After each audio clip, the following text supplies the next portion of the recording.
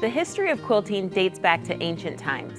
It's said that medieval warriors wore quilted garments under their armor for protection, comfort, and warmth. So it's no wonder an event like the Iowa State Fair, steeped in history and tradition, holds a decades-long annual quilting competition.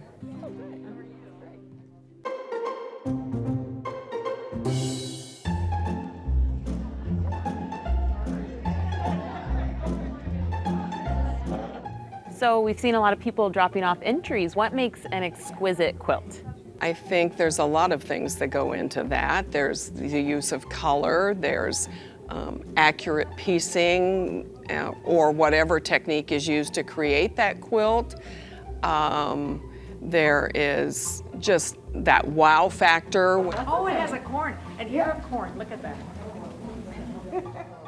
Can I ask you about this quilt? So you're entering this quilt in the competition. Yes. Can you tell me a little bit about it? This is my daughter's graduation quilt. She graduated from Iowa State this May, and she has always wanted a giant ear of corn. And I didn't want to make it, and so she requested this for a graduation quilt, so I had to make a giant ear of corn. It's beautiful, very cool, very Iowa. So, yes.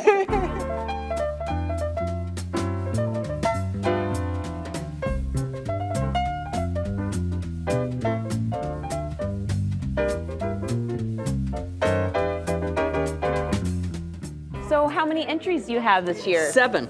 Oh, great. And how often do you come to the fair to enter? Well, I'm pretty new to Iowa, so this is my 3rd time to enter, 3 years in a row. So Great. And are you excited to see what the judges have to I say? am very excited about it, and I'm just passionate about quilting. And when I come to see all the beautiful stuff that people have done quilting, and the human hours that are in just one quilt, times, hundreds of quilts, there's a lot to see here. Oh, yes. And you guys do a beautiful job, so creative.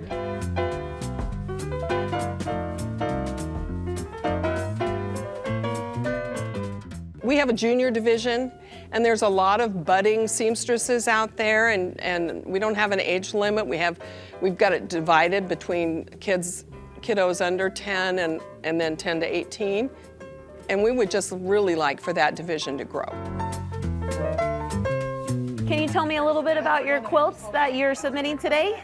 I just made a quilt that has diagonal rows with 4 or 5 fabrics. I hand stitched the binding, so that I made it with my grandma.